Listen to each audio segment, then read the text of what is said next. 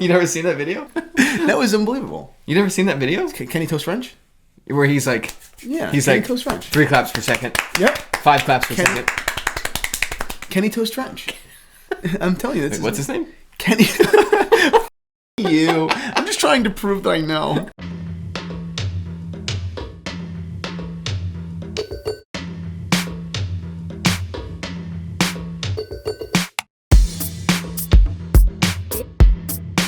Boom, watch fam. Ready? I took that way too seriously. There was dead at the camera. One kid in my middle school that got so good at that, and everyone was so jealous. He has, to this day, never had a job. Really? He was good at clapping, though. I wonder if he can pay his rent with claps. What is up, Watch fam? My name is Michael. I am not the curator of the Theo and Harris Watch Shop, but... I am. And the strap shop, too. I'm wearing a Mojave strap. Oh, this yes, is lovely. Our straps are made by handmade. All handmade in 3 different locations. One is in the United States, Texas. The one is an hour outside of Paris. And then the one is right around Bologna, Italy. So this is one of our American straps, USA. Yes. This is the Mojave natural ostrich. Really beautiful strap. I wear it on my Seamaster all the time. I think it's fantastic. Check it out. Go to the Theo and Harris strap shop. All right, let's get into what we're doing today. Yes. What are we doing? We are going over Watches and Wonders Part 2. If you haven't seen Part 1, definitely check that out. Well, Part 1 was Rolex. You can't miss you probably part saw Part 1. You got to see Part 1. If you haven't seen Part 1, you'll never get Part 2. Do you have a hair part? You do, right? Yeah. Just one. Yeah, I think it's such a mature thing. Yeah, it's probably the most mature thing about either of us. Although when my hair gets too long, the sides puff out too far, and the top doesn't go up high enough, so it starts to look bad. Yeah. You notice, right? How often? Yeah, I notice all that. How often do you go to get a haircut? That depends. Okay, let's talk about Watches and Wonders. We did Rolex last time. Today we're going to talk about Oris, Patek Philippe, Tudor, and Cartier. Listen, all these subjects are really interesting and important. Patek obviously being the biggest news, but Cartier has my heart, man. Yes, it so does. So let's get into it. First, Let's do it. Oris, they released new Diver 65s that, as Hodinkee said, are practically edible. I don't recommend putting one of these watches in your mouth. I think... I don't have to tip that Imagine joke being up. a salesman. Just like, can you mind if I try it on? Yes, of course. Just don't put it in your mouth. But the funny part is you are a salesman. You don't have to imagine that. No, I mean like an AD. Before you try that on, I know it looks edible. Just don't put it in your mouth. You probably saw the Hodinkee article too. Don't put it in your mouth. Don't put it in your mouth. What do you think about this? There's 38mm watches, bronze case, and bronze bracelet. What are your thoughts? I love it. Pastels, great. Honestly though, these are some of the loudest colors I've ever seen on just like a straight utilitarian watch. Yes. But I like it. The only thing, I'm curious to see what that full bronze patina looks like, because there is a point of, I like bronze patina, but then there's another point of, I can't do it anymore. It looks bad, or it looks like an odd color. Right. No, I agree with you. I love the color. It's very cool. Then again, bronze can be cleaned. You can just clean the watch. Yeah, true. But you're right, though. If it gets really cruddy, it used to be a thing with Panerai. People used to actually like get their Panerais, bronze Panerai, cruddy on purpose. Like green cruddy. And like moldy. Yeah. It's gross. That I don't like. So what do you think about these colors? I love the colors. I mean, would you? I mean, are they feminine? I mean. Oh, they're definitely feminine. I'd still wear them. How dare you? I was waiting for that. But yeah, I would wear any of those colors. It's shockingly like aggressive of a choice. You know what I mean? It's not like they went with a light blue or something. They went basically as bright and light as you could for pink, blue, and green. Yeah, And it's like almost like baby blue, mint, and whatever that pink is. But yeah. Oh, wait, hold on, is it? My tints. Oh, everything's yellow to me. You're like 3 yellow watches. Oh, wow, this is way more pink. Oh, it's incredibly pink. See, in my tints, it's not. It's fade. Oh, wow, these watches are totally different. Oh, my God. Wait, do you still like them? I like them better in the tints. So you're saying you like them better as a different color? Yeah. Wow. Oh, no, these are bold. Oh, yeah. Oh, yeah. No, wow. I really shouldn't review watches when my I'm seeing in a different color. Yeah, right. I look at like a brand new white Calatrava, just every white dial, perfect. Interesting, I went with a yellow dial color.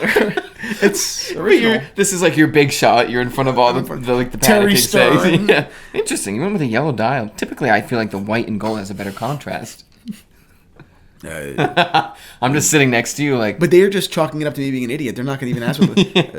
Man was very stupid. He's stupid. He's not smart. You can make fun of the French. Oh. You can make fun of the French and no one gets mad. You always can. How much do these go for? I don't know. $42.50 on a leather strap, $27.50 on a bracelet. Yeah, $24.50. What is it? $24.50 on a leather strap. $27.50 on bracelet. What did I say? $42.50. I see numbers backwards. Really nice leather. So for that price, I want to see one in the metal because I could see myself wearing that, like that color. Yeah, it's bold. The only thing I've always found weird, not that I will ever have to test it, but the Oris 65 is always 100 meters water resistant. It's guaranteed 100 meters. Like basically, I remember reading about it a while ago. They're like, Oris means 100 meters. You know, they don't mean 99 or 50. They mean that. But it's just like... It's not really a dive watch then. It's just odd. You know what I mean? Why would you do that? It's more splash proof. Yeah. That's weird. Well, there's videos of people swimming and stuff like that. Like, I trust Oris, but it's like...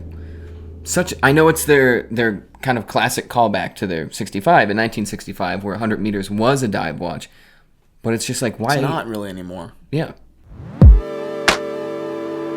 Next watch, Patek Philippe, the Nautilus, maybe the most popular dive watch, or most popular, rather, not dive watch, but the popular sports watch on the market. We just released with a chronograph travel time. Is it a chronograph? Yes, chronograph travel time in rose gold with blue dial. What do you think about this watch? This is tangential, but the funniest thing, I'm the biggest advocate for if you get a watch that has water resistance, you should go swimming with it. But then I look at this watch and I'm like, nah, not that one. Never mind. Yeah, keep that on dry land as much as you can. I think it's cool. The complication I think is interesting. I can't think of anything where you'd specifically need your local and home time and a chronograph, but I do like the style of it in general. And what do you think is it next to the chocolate? This was the existing, and this wasn't a travel time. This was just a chronograph. But what do you think about the blue as opposed to this chocolate color that they've had for a while now? Go back to blue real quick. Blue 100%. Blue 100%, right? Yeah. It's not even close. Not even close. I feel like the chocolate dial takes away from it. The blue kind of lifts it up a little bit more. Yeah, this is 120 meters water resistant.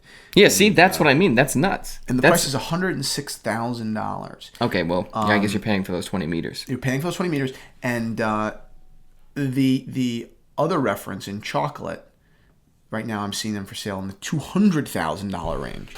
So I imagine that this rose gold Nautilus chronograph travel time is going to be very expensive to buy. Probably people will be flipping them at significant profits very quickly. Yeah. Yes. But that being said, also damaging their relationship with Patek. Patek's going to know from what I understand, Patek really watches everyone very tightly. Yeah, right. From what I understand. A lot of the companies that are very exclusive like that, if Cartier, for example, they make 100 of those watches, they track 100 of those watches. Yeah, it's like someone's job. Yeah, like, yeah, I'll just know if you sell it. Yeah, right. And I'm going to be annoyed. You're not going to get it next time. And a brand like Cartier is all about brand prestige. You know what I mean? Oh, yeah. Okay, so what do you think about... So we just talked about this 2 weeks ago, last week. The Audemars Piguet discontinued their 15202, or discontinuing it this coming year. And you read a quote from Terry Stern, CEO of Patek Philippe, that the 5711 was going to be doing a victory lap. Yes. One last run around the lap. Yes. Around the track. Quick run around the lap for a victory lap. Yes. And I remember I played lacrosse in middle school, and I we at the time I was a chubby kid. I was I was out of shape. Not that I'm the peak of the male form today, but I was pretty rough. And they used to make us run a ton. So I had never really run a mile in my life in 7th grade at that time, 5th grade at that time. They used to make us run a mile for warm-up. And I didn't realize that like a mile kind of is a warm-up. That's actually not that far of a distance to run. Right. At the time, I would rather have died than run. Yeah. And the only reason I did it was because I was afraid. I was so embarrassed to quit. It wasn't that I didn't want to quit. No. It wasn't that I was a motivated person. It was You tied yourself into the lacrosse lifestyle. What am I going to do? It's all just these so people were embarrassing. People lying. looking at me. Yeah. Anyway, so we did the mile one day, and then some kid threw a lacrosse stick at a goose, a Canadian goose. Yeah. And and as opposed to an American goose. And anyway, they made us run another mile because of that. And I remember in that moment, I felt so defeated. I said, I want to lay down. I mean, I want to lay down. I want to cry. I want to cry. Were you that kid in class with the lacrosse stick that would just spin it and then keep the ball in? Like the teacher's talking, just going like this? Yeah. Oh, you were that kid? Yeah. Oh, wow. yeah. Absolutely. It was the only thing I had going for me. Because then I lost weight. Mm-hmm. So now I thought that I was cooler. And I was just like, yo, what's going on? What are we doing today? What's up? No, I just got to practice keeping the ball in the net. Yep, just got to practice. Oh, coach, coach is killing me, bro. Yeah, we hit another goose. We had to run 3 miles yesterday. So, anyway, victory lap around the track. That was the actual thing. And what do you think about their victory lap? Green dial. Victory lap itself, you can't imagine anything crazy happening, but Patek actually did do something crazy. They changed the date window. No, I'm just kidding. They did change the date window a little bit, and the dial color, obviously. But what I was more interested in is the diamond bezeled victory lap version. And that's in steel, isn't it? I think so. That's nuts. That, I was like, oh, that's a victory lap if I've ever seen one. That is literally the 5711. Yeah. That's literally the 5711 doing a victory lap with its gold medal around its neck. Like, I was like, that is a weird move. Yeah, that's nuts. Yeah, that's a good one. Yeah, right? With a diamond, it's like with a diamond... like necklace. Yeah, like you're celebrating. Yeah, you're celebrating. Wow, that's actually that's well put, Michael. Thanks. Has someone else said that before? I don't think so. Now, and because if you're taking credit for someone else's, we will get busted. No, you thought of that on your own. Yep. Very good. I like that a lot. Thank you. Everyone's like, all I did was say it was a chain. Shut up. What do you do for a living? Please. This man is a good man. He's a good man. I have a family. Okay. I like to shower him with compliments sometimes. Yeah. Right? Even when he doesn't deserve them. Yeah. I think it's a cool watch. It's far more yellow to me than it is to you. Shocked that they did it in yellow. Yeah, but I think it's cool. I can't get over how many watches that are normally in steel are yellow. I saw some guy on Instagram already had this and the rose gold the day they were released. I'm like, wow, you must be a very That's a next level client. Yeah, God knows what this guy has. Right. But the videos were going viral. The diamond watch, though, that's incredible. If I could and had Mark the means Wahlberg to, will have this. Mark Wahlberg actually designed it. Mark Wahlberg story. He's friends with Will Ferrell. I've told you this before. Yeah. And they did that movie, The Other Guys, together. Mm-hmm. And they to bond, I guess, they went up to Boston, back to Mark's hometown. Mm-hmm. And Will Ferrell was walking around Boston with Mark Wahlberg, and he was it was funny. He said it was funny how people treated Mark as if he was just another one of like the jerk off kids, So like people would just go, Mac, and he'd be like, what? Like, F you, Mac, Yeah. And he's like, it's Mark Wahlberg. It's kind of famous. You can't say that to him. He's Mark Wahlberg. Mark would go like, oh, that guy's name is Bleacher, and he's like, why is his name Bleacher? He's like, because he sleeps under the bleachers. Next, another green piece. Weird. Precious this time. Weird this is piece. Tudor's green Black Bay 58 in 18 karat yellow gold. I have a lot of thoughts about this. Tell me your thoughts. One, the shade of gold looks more bronze to me. It looks, it doesn't look yellow as much as it looks pink or bronze, yes. Which I don't really like. Maybe it's because the bezel's green. I don't really know what it is, but the shade of the gold, I was like, I don't actually like that too much. And the other thing, which I read, which is funny because I thought about it when I first saw it, but then seeing some of the people talking about the comments, the fact that they made this a display case back is the funniest thing I've ever seen. I didn't see that they did that. Oh yeah, that's so bizarre. An undecorated case. That's the whole point of Tudor. Like that's the deal right there. It's the movement's nothing to talk about. I was talking to someone yesterday about display case backs in general, and really what's the point on an undecorated watch? Yeah, right. And he and I were both of the same opinion here, and it basically was, yes, you're correct. When for watch people, there is nothing to look at. There is no hand finishing. There's no perlage, none of that beautiful stuff. But to the average person, they're not even necessarily, not they're not aware, but they're not there yet, right? In like what they're appreciating. But the idea of a mechanical watch, the fact that this rotor, that it moves because you're moving, powers the movement, which tells the time, fundamentally is interesting to people. Yeah, of course. So even if the watch isn't, you can't, beautifully finished, you're still getting, some people, are newbies, whatever, they're looking at it and they're saying, wow, that's incredible. I can actually take this off my wrist and show someone when they ask me about my watch.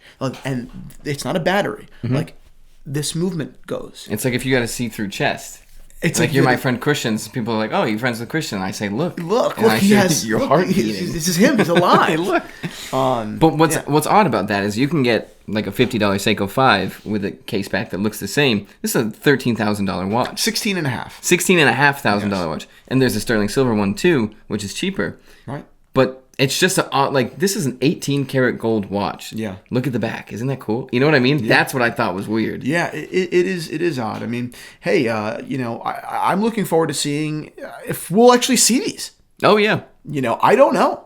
To me, this is also a show of Tudor is now what Rolex once was. Obviously, it's kind of contradictory because they're now doing precious metals, but releasing a gold watch this cheap, like having fun or like changing the designs this drastically. I was like, okay, Tudor has officially taken over the old Rolex spot. Rolex is now purely not really utilitarian. Right. Yeah. You know what I mean? With offering solid gold watches, Tudor becomes kind of a full collection, a full service, top to bottom, full range. Yeah. And hey, it's interesting. I mean, I'd be more interested in their improving some of their existing models. I think that they need a better date just equivalent. They don't. But hey, I mean, this is a cool watch, and I'm looking forward to seeing how they do with it. I hope to see them out there. I would love to see one. Yeah. I really want to see the sterling silver one. Well, that's the next watch we're talking about. How did you? Oh, I'm sorry. Yeah, next watch we're talking. This is a sterling silver. That watch. Tudor. It's not tarnished. It will tarnish, obviously, but that sterling silver has a different type of glow compared to steel. Yes, I think that's a great looking watch. And do you like the color of the bezel and dial? I do. I think it pops perfectly. Brownish. Yeah, it looks like a little. Well, it just looks brown, I guess, in general. But the whiteness of the sterling silver mixed in with the hands and the indices, that it's just so low contrast. It looks incredible. I think that everyone is on the bronze train now. Everyone's in bronze, but no one's in sterling silver. And Tudor can actually say we kind of did it first. We brought it back. Yeah. Watches used to be made in sterling silver, not all the time, but oftentimes. Yeah. And I have a particular watch, and a particular conversation we'll talk about later in this conversation, that I think is the grail in sterling silver by a manufacturer that used to manufacture watches in sterling silver. Again, not frequently. They were always low production, but they did it consistently. So I love seeing sterling silver back. It's one of my favorite metals for watches. Same. It's great. What do you think about their chronograph? I like the chronograph. It's for a company like Tudor right now, at least for me, it's like I guess and a lot of people, it's the Black Bay dive watch. That was it. The chronograph, I'm like, okay, it looks like a chronograph. Yeah. Nothing that kind of knocks my socks off. I mean, it's the pan. First of all, again, the watch you probably won't be able to get very quickly, but they made it thinner. They shaved off, I think, just under a millimeter. That was the biggest complaint. Huge. The watch was like 15.3, now it's 14.4. That is a big difference. I would still prefer it to be manually wound and, save on the 12 thickness. Millimeters. That would be amazing. That honestly, manually wound and that thin, I feel like that would bring it to that legendary, like, oh, you have the Black Bay and the chronograph now. Yes, that would be amazing. Slim chronograph. But I think that you'd be really, cutting off a lot of your potential clients. A lot of people don't want a manual watch. They just don't. True. So, hey. I do like it, though. Not going to be able to get it. It's not going to happen. Probably. I mean, listen, you'll be able to get it at some point. I believe, just like the blue Black Bay 58. But when those came in, that's it. They were sold out immediately. No one could get one. People were paying premiums. It was a thing. Kind of nuts. Very nuts. Now, moving on to a brand that I love. Oh, yeah. There's a watch that I feel like you can talk about the best, or that you like the best. There's a watch that I like the best. Yes. Here. What do you think about these new Cartier Must watches? Bringing back the Must? Incredible. Awesome. You love the Must. I love the Must. Especially if you're ever looking for a Must Cartier, obviously check out the Theo and Harris watch shop. Or Must Day Cartier, Must Have Cartier. Yeah. There was a very brief time where they were releasing the Must Day Cartier without Must Day. So it just said, or people say Cartier. Yeah, they were like Vermeil, yeah. Yeah, there was a time where the Must Day wasn't there. Those are incredible values. Yeah, these are beautiful watches. These are insane, yeah. I love that they brought these back. What do you think of the colors?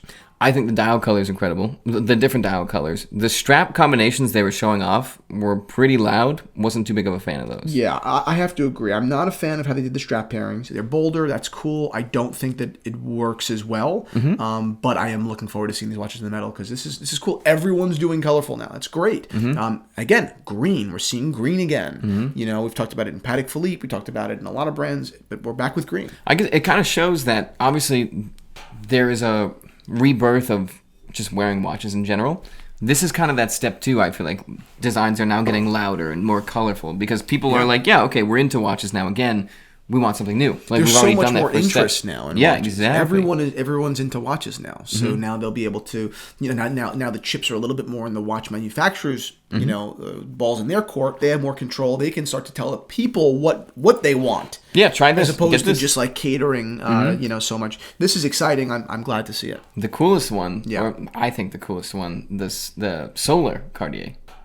Solar? There's a solar-powered Cartier now. Oh, I didn't see that. The however it gathers power, I forget the exact word, is under the indices. Are you f***ing with me? No, 100%. There you go. Are they all? No. Oh, this is one specific model. You can get it on a fake or vegan strap, which typically is plastic. But they said this, I believe, is a plant-based strap and solar-powered. So you have 16 years of solar power before it needs to get sent back to Cartier for service. But that, I was like, wow, that is something I would never expect from Cartier. And I just really like that in general. I think that's incredible. Oh, this is wild. That's the weirdest move from the weirdest company. A solar watch? Yeah. Which it's been a thing for a while. Just you never see it. Oh yeah, Seiko does it. Like G-Shock does it. I'm sorry, I'm not familiar. Seiko, Citizen. That's how Citizen made the thinnest watch ever. It's big, but I would have never expected Cartier to get into that ring. Oh, I would buy this watch in 2 That's seconds. part of. I think I am gonna buy it eventually because that's part of the Musk collection too. So it's affordable. Yeah, buy 2 while you're at it. I don't know what you'll do with the other one. The second one though. I don't know. I don't need 2 of the same. Well, you may as well just in case. 2 wrists. Wow, this is cool. Yeah, right. You can't even tell. I wonder what the sizing is like. Wow, don't know. They did a great job. I so rarely give props to Cartier. Yeah, I know. And that is because Cartier disappoints me all the time. You know, they do. I mean, I hold them to a very high standard. I'm a huge Cartier fan, enormous Cartier fan. Which is why you critique them. Which is why I'm hard on them. It's like your favorite son. You know, you're harder on that one. And the other one, you lay off, and he develops a drug addiction. Yeah, right. You know, but like Richard Mille. You know, but Cartier, I'm very critical of. This is awesome. And the reason I'm so critical of Cartier is because, or rather, the biggest critique is the best things they do in such limited numbers that it doesn't matter. They're like, look at this beautiful watch. We made 4 of them. And you can't get one. Yeah. Like, okay, thanks. Thank you so much for that. Thank you so, you're so fucking nice. Like, that's you on the phone. You know? Like, wow, what annoying, Bo. Yeah. But that, I cannot think of a better... Hello, is this Mr. Zeron? Yeah. Yes, this is Cartier. We have manufactured the watch exactly that you think is the best. The watch that you've been asking for years. The watch that you think that everyone in the world wants. How do you feel about this? Wow, that sounds incredible, great. Yeah. Great. We've made 2. And one's mine. And one's mine, the other one's in Saudi Arabia. So unless you want to go wrestle a Saudi Arabian, it's over. Goodbye, sir. Goodbye to you. Goodbye, Miss. I can't think of a better watch to have solar powered like that. That is the most conducive watch to solar power. This is Andy Warhol. You don't even wind it. Like now, you don't even change the battery. You don't even change the battery. It's just you set the time and leave. Good for Cartier. Yeah. Next watch is the Cartier Cloche. The Cloche. This is the perfect example. That's actually what the guy just called you about, right? Yes, this is the guy just called me about. This is a beautiful line of new Cartier watches. It has seen its way into Cartier in modern history through the Privé collection. This is a watch with legitimate Cartier lineage back to the 1920s, same era as the Tank Suntre. This is a legit Cartier, and it's super, super tasteful. It's different. Yep. No one would wear one. I happen to really like the yellow gold one. The skeleton one is even crazier. Yep. They did a fantastic... The skeleton one job. Judging the perspective of the case, obviously, is again, you look at it like this. The skeleton one messes with anyone because now you don't even have a reference. You don't even have a reference point. You don't even. It's so freaking cool. Period end. They made none of them. No one can get one. How much did they make? 100. Availability not yet disclosed by Cartier. Thanks. No price, no availability. Yeah, not available. Yeah. And I agree with you totally. That's Cartier's move. They make the most beautiful watch you've ever seen, and then it just disappears. It's gone. It was a release that they told you about. No one looks to buy one because everybody that's going to get one gets it. Yeah, you can go on Cartier's website and look up their Tanks and Tray reissue, and it just says, not available. Thanks. Thank you so much. I get it. That's your vibe, Cartier, but I want one. Not even if I can't even afford it, that's fine. I just would like the option. And I get it. I mean, just to be clear, I don't think that it should be available to absolutely everyone, and they should lose all of their allure. I don't think that there's a beauty to having to chase it. Exclusivity, no doubt. But there is such thing as too exclusive. Now you're just being annoying. You're right. That's how I feel about this. And at no sacrifice. I mean, look at one of the biggest reasons why Rayo's has become such a famous restaurant is because it's so elusive. You can't get a reservation there. That's why it's so famous. But on the flip side, they don't turn those tables over. You get the table and you do sit there. So there is a function there. And they have the noodles at Stop and Shop. Oh, there you go. But there's a function of the exclusivity there. Right. They're saying it's not just that we don't want you here, but it's also we only seat a very small amount of people. Yeah, exactly. We have a lot of demand. That's it. Yeah, I mean, we want full experience. Yeah, right. So anyway, great watch, whatever. What I will say about this watch, initially I didn't like the design. I was like, oh, that looks horrible. Until I realized that it's basically turned on its side. Then I really like the design. Absolutely adore Cartier, and I hope to see more great things come from the brand. Things like this, things like they're doing. Again, I'd like to see them more approachable, like the Tank Louis we just saw, the Solar. I think the Solar is actually very cool. The Solar is one of my favorite releases. Yeah, it's like a good step into like the millennial generation. It's probably one of the best actual olive branches to millennials. Yeah. Because it's not just placating them, it's actually giving them something they're interested in. As opposed to, hey, watches don't have gender anymore. Like, that's a big thing. Just Hublot's just trying to make millennials say, yeah, Hublot's cool. Right? They don't actually mean anything by that. It's a meaningless, empty offer. But this is saying, hey, we get that. I'm not done yet. That's right. You did the knuckle wrap. Cartier is saying, hey, we actually know that you guys are interested in this. We actually know you're interested in solar power. We're not placating you. We're actually giving you something plant-based that you like. Here's that. Yeah. Now, when I buy that watch, I'm going to put an alligator strap on it. I'm going to fly, and I'm going to kill the alligator myself. I'm going to slit its throat and do the whole thing. Put it on the plane. Skin it. Yeah. I'm going to introduce it to a couple of people before I kill it, so they're emotionally attached to it. Right.